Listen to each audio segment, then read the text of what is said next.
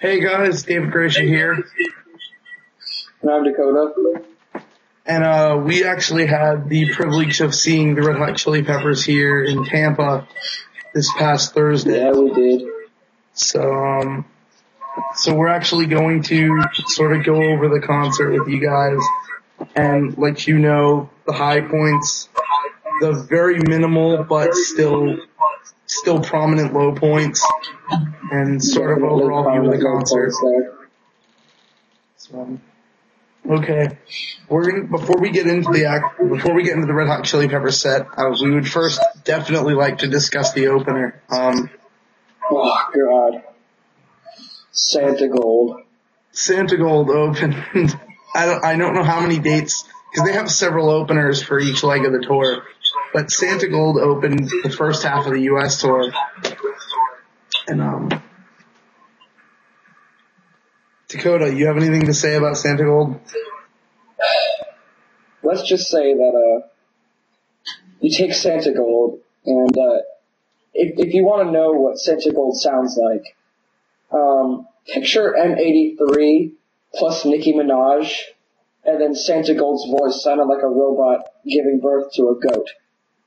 It was quite awful. Like a female Wyclef Jean, if you will. Yes. Very much like a female Wyclef Jean. And the whole set just made absolutely no sense. The whole giant white horse costume. Yes, the pom-poms, the saddles. There were two people just a mess. In a very cartoony white horse costume galloping around on stage. I don't know why that was necessary, but it was there. And she was on for an hour and 15 minutes, and then they had 30 minutes for the Chili Peppers to set up. Yeah, it was ridiculous. For the entire time she was on the set, I was just asking myself, is this real? And am I tripping? Am I high? But no, it was real, and I was sober, so it was pretty terrible. And there were people there, I kid you not, there were people there that actually thought she was good. Yeah, but I have to, the only way that I can believe that people actually like them is that they either have no taste in music or they were really drunk or really high. I would also like to paint the picture for you that if you were looking down upon the floor mid-concert from maybe second or third level, it was a little cloudy, if that makes sense. Yeah. But, okay, now that we've got that out of the way, it's on to the Red Hot Chili Peppers with their set. I have here the entire set list of the show, and we're going to go through a couple songs at a time. And go through, sort of how it turned out. We're going to start with Monarchy of Roses, The Jam, and then into Can't Stop. And I saw this one coming because I had looked at other set lists before it. They opened the European tour like this too. But yeah, very, very well transitioned, very awesome. Yeah, it was cool. The whole trancey video in the background when they were playing Monarchy of Roses was pretty cool. It was. It started out very minimalistic too. Like it was just they had the lights shining from front of the stage onto the band, and nothing behind them, just them playing. And as soon as it went into that chorus, the screen in the back and all the little screens up above lit up. Yeah, it was pretty weird. But cool at the same time. It was kind of cool. And then they do a jam session. I don't know if anybody's heard any of the live material. A good example, I'd recommend finding you can find it on YouTube. Audio from the Paris show.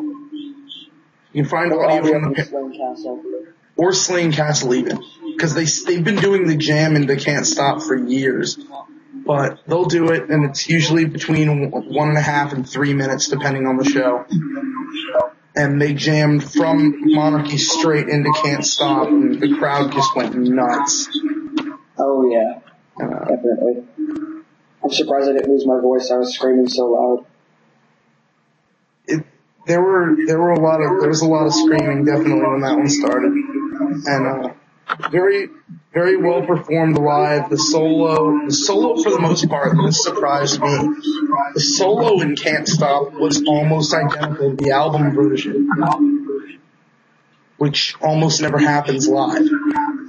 Yeah, it's very simple solo, but it's still rather enjoyable. But it was good.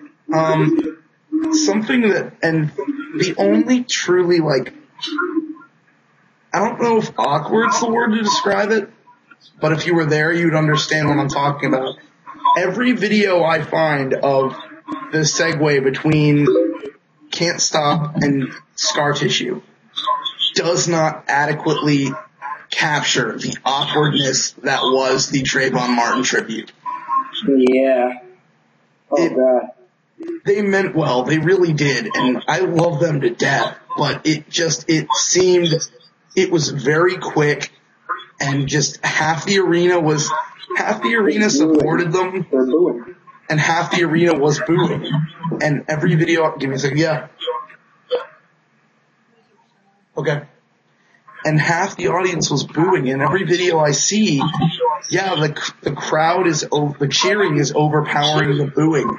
But if you were there at the show, it was very apparent. There were a lot of boos. Yeah. And I don't know if they're going to keep that in when they mix the live album together or what, but it's definitely there. Yes. I don't want to hear your conversation clearly through the door. Okay. Okay, sorry. Sorry about that. One thing I want to add though is that they probably just finished their set about 40 minutes ago in Orlando, which is where they were playing tonight, and I wonder if they did the Trayvon Martin tribute there. I mean, who knows? Because, Trayvon Martin, he lived in Sanford, it was way close to Orlando. Well, but anyways, no, screw it. Let's just get back to the songs. Okay, so Scar Tissue and Danny California. Scar Tissue was kind of cool. They did it, there was something different about it I couldn't quite put my finger on. But it was there. Yeah, I could tell that too. I completely lost myself. But yeah, Scar Tissue was very good. Danny California was incredible. Yeah, it really was amazing live. I just wish that they played at least 2 more songs from Stadium Arcadium, because they only played Danny California. Yeah, one thing that definitely was apparent was that a lot of the Stadium Arcadium material that they played throughout the rest of the tour was not there. In fact, the only songs they played off of Stadium Arcadium was actually Danny California. It was literally the only song off of Stadium Arcadium they played that night. And and it sucks because I was looking at other set lists. They pulled out She's Only 18 for the tour. They played that a couple times over in Europe. Tell Me Baby, Humpty Bomb, all of the singles they played at least once. And, the only one they pulled out was Danny California. A couple of songs that they didn't play Thursday night that I was kind of bummed out about is that they didn't play Breaking the Girl from Blood Sugar Sex Magic, and they didn't play Ethiopia from I'm With You.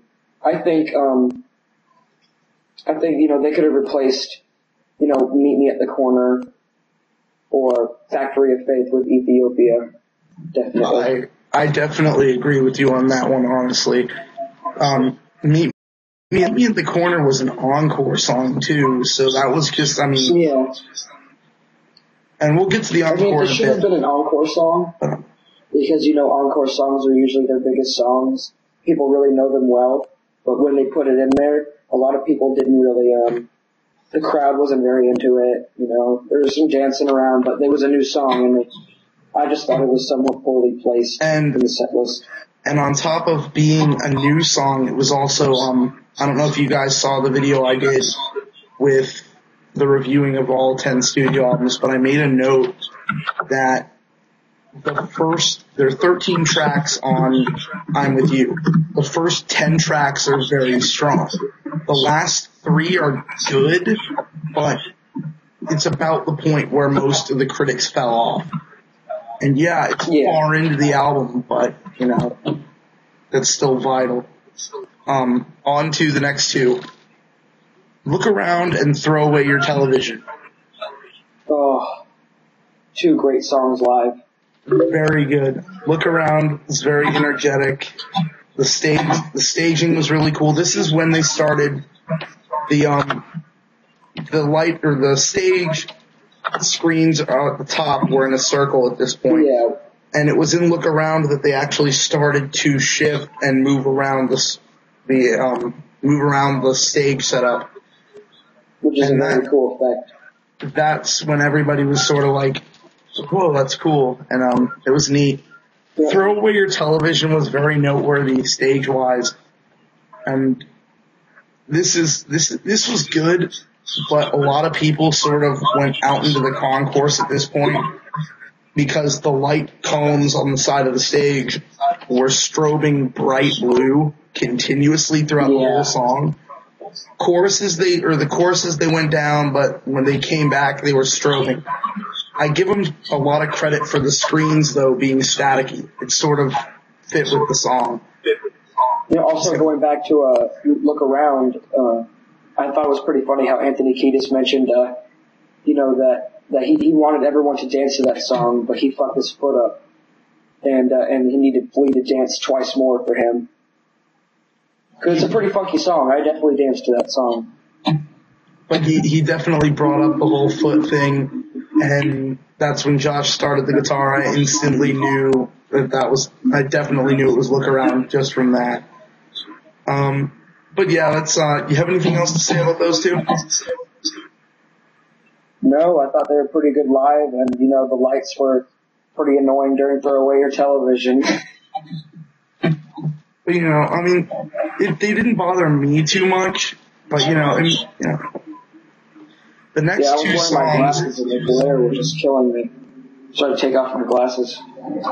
I would also like to note at this point, and inside the in the set list, they don't mention any of the improvisational jams or anything in between. For example, I think it was between Look Around and Throw Away Your Television. They actually teased Get Up and Jump from the first album. Well, let me look it up right now. I think I have it up right now.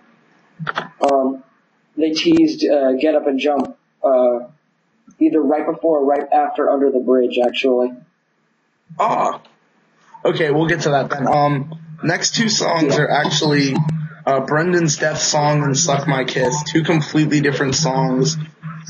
But I thought it was actually very good that they played Brendan's Death Song. It's actually one of my favorite songs on I'm With You. Excellent live.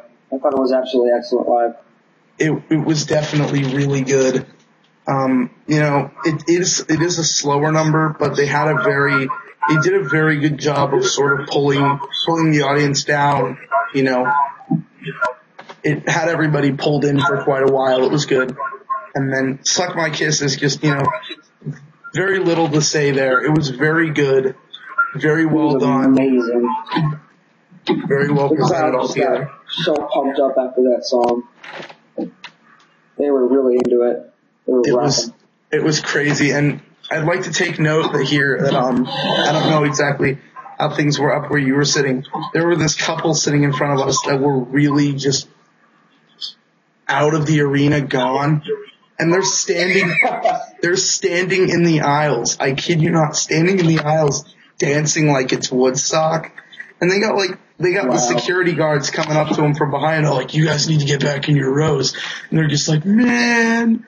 They get back in their rows. As soon as the security guard leaves, they get right back in.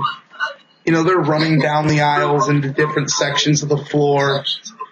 By the way, if it hasn't been noted now, I was in front of the soundboard, floor 2, directly in the middle. He was in section, 1? I was 114. 114. He was towards the back, but still on the side. And, what was I gonna say? But you got 4 seats? Yes, we got floor seats. No, but yeah. So we both saw sort of different stuff, but these people are just insane. Next 2 songs, Adventures of Rain Dance Maggie and Right on Time. Right on Time, I don't remember what that was on actually. Was that a cover? It's on Californication. It's not a very long song though. It's less than 2 minutes. It is. Very fast-paced and funky though. I love that song. Yeah. Okay, now I remember it, yeah. But, so yeah, they played that on, and that was actually right before Road Trip, and now that I read the back of the CD. So yeah, they played that, it was pretty cool. Rain Dance Maggie was good, but it's one of those songs that you expected they were going to play because of the fact that it's a single. Yeah. And, everybody liked it, but half the audience was sort of just like, okay, we knew it, it's alright. I enjoyed it personally, but everybody else was sort of out of it at this point. Here's when they brought in Factory of Faith and then Under the Bridge. Factory of Faith was actually really good. I missed the first. Yeah, I definitely prefer it live than the studio version.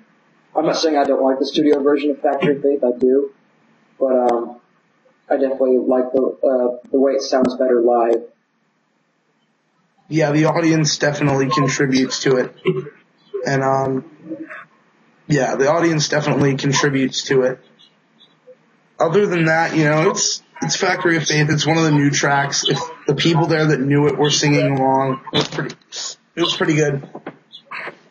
Ow. Anyway, Under the Bridge, that was great.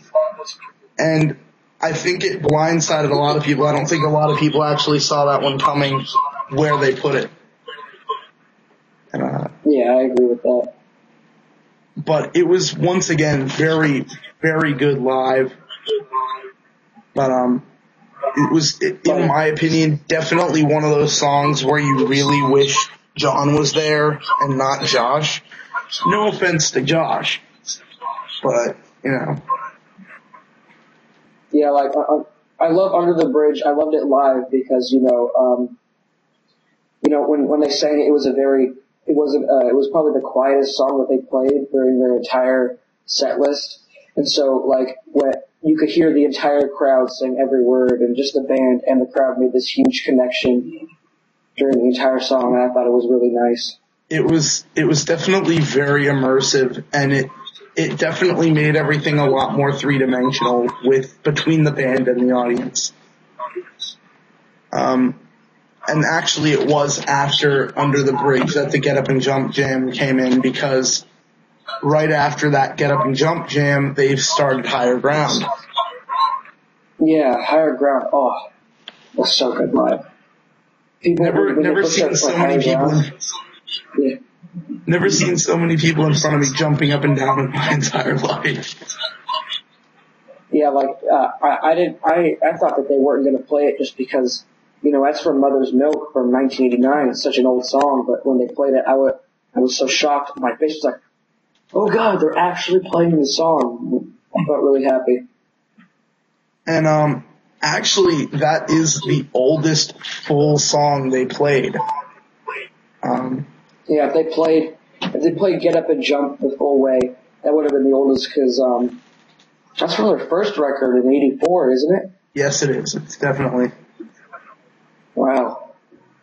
Such a long time ago, man. Yes, and what I was disappointed with is that actually I was hoping they were going to tease True Men Don't Kill Coyotes instead with the bass line. Oh, that's so cool. But apparently they have done it. It has been documented that they did do it. And they have sound checked the entire song. Which means at some point they may play the whole song, but you never know. Higher Ground, and then we get into the last 2 songs of the entire set, not counting the encore. And that's Californication and By the Way. Those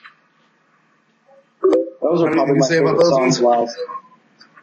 Californication and By the Way live are probably my favorite songs live. I thought Californication just sounded perfect in every way. was a little different, like, with how Josh was, with his guitar, he's The chorus pedal. Yeah. And then by the way, it was pretty freaky with like the strange robot trance noises, but like it definitely got the crowd going. Like just like when they got the crowd going during "Suck My Kiss" at Higher Ground, it really made them start jumping and dancing, and just everyone was just going nuts. And two things were cool, by the way. One, the fact that the screen film behind the band was comprised of old pictures and posters and stuff, and I believe there was footage of Chad riding the motorcycle from Funky Monks at points there too. But it was all old archive footage being flashed upon the screen at different times, and it was a really cool way to end the first set. They said goodnight for the first time, waited about 5 minutes, and then Flea came back on. Flea came out and started playing he did this really, really cool bass solo. Straight into... That wasn't his first bass solo of the night, though. It wasn't his first. But it was the most memorable because that bass solo rolled right into Around the World. First of the 3 encore songs. And that was really cool. I actually have the one video I posted on Facebook of the concert itself was of Around the World. And it was pretty funny, actually. I enjoy it. And what do you have to say about it? Around the World? Yes.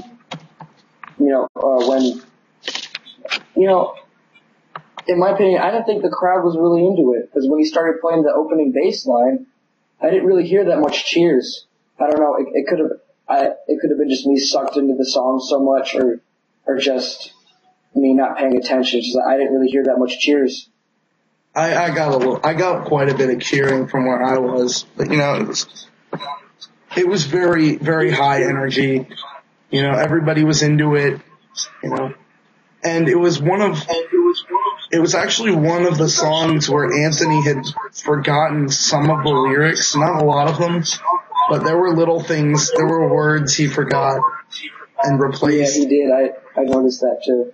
And this actually, believe it or not, happened a couple times throughout the show. Sometimes it wasn't very noticeable, sometimes it was. But even though those lyrics were forgotten, he replaced them and they still made almost its own original sort of feeling to it. It was kind of cool. Second song in the encore, Meet Me at the Corner, we sort of already went over that after we were talking about the I'm With You songs they played. It was a bit slower. Not too slow though. It just kind of song. No one really knew it, but I knew it and I liked it. I thought it was actually kind of relaxing, but once again, I think it shouldn't have been one of the encore songs. It should have been one of the beginning songs. But but with it being slow, it went into sort of Chad's second drum solo into the final song of the night, Give It Away. Excellent finale to the show. I think the greatest part of from Give It Away is that it showed all the pictures of the people that these cameramen took a couple hours before the show so they could show up the screen. And if you were there, if you're watching this, you could have seen my beautiful face on the screen. I was definitely in there. I saw his face 2 or 3 times. Mine was up there 2 or 3 times. My sister was up there 2 or 3 times. I think the first 500 or so people in the building, they took their headshots basically of their headshots from maybe here around and took all these headshots and edited them through the whole entire show. The stage people and the people behind the sound booth did this and flashed during the verses everybody's faces on the little screens. And then during the choruses, you had the band members. Yeah. And I believe they're actually using that. I'll have to check some video from Orlando too. But I've heard a rumor that they're actually using that screen video for the rest of the tour. Wow. At least the North American leg. Yeah, I also loved how at the end of Give It Away, everybody thought that the lights were going to come back on, the concert was going to be over. after Anthony Kiedis left, it was still many minutes of Chad, Josh, and Flea just jamming. And I thought that was pretty good. And give it away, the song itself before Anthony had gone off stage was about 4 or 5 minutes in. The song was close to 13 minutes long. Yeah. And it was quite the outro. And in the very end, Flea got in front of the mic and said all the thank yous and everything, and the show ended. And it was the perfect bookending to one of the greatest concerts I've seen in my entire life. It was the greatest concert I've ever seen in my entire life, in my opinion, other than Santa Gold and them not playing some songs that I wanted to hear, including one that I forgot to mention, Other Side from Californication. They didn't play that one either. Yes, you're absolutely right. Other than that, it was an absolutely flawless show on the Red Hot Chili Peppers part. So, if you weren't at the Tampa show or at this point the Miami show, get your tickets to a show that isn't sold out. If you have tickets, I hope you enjoy the show you're going to. And I hope you guys definitely get a chance to see these guys on tour. Yeah, I'm David Gracia. Because, before we go, I just wanted to say, you should definitely take the opportunity to see the Red Hot Chili Peppers live. Because, they're getting old. They're all, everyone except for Josh is either into their 50s or over 50. And, I'm With You could be their last album or their last U.S. tour. Or it might not be their last U.S. tour, but they might, when they get old, they might just be touring, on West Coast in Europe. Bands like Rage Against the Machine and stuff. So you might want to buy a ticket now if you want to say, for the rest of your life, I saw the Red Hot Chili Peppers live, one of the greatest rock and roll bands of all time. I would suggest going to see them now, because this might possibly be your last chance, and you're going to be kicking yourself in the ass for not going. Definitely. And if you were at the Tampa show, the live album should be online within the next week or so. Definitely recommend Actually, it. they said 72 hours, so it should be up by tomorrow. Should be up by tomorrow. So, is that it? You got anything else to say? Good? Nope, yeah. Alright, I'm David Gracia. I'm Dakota. See you guys later. See ya.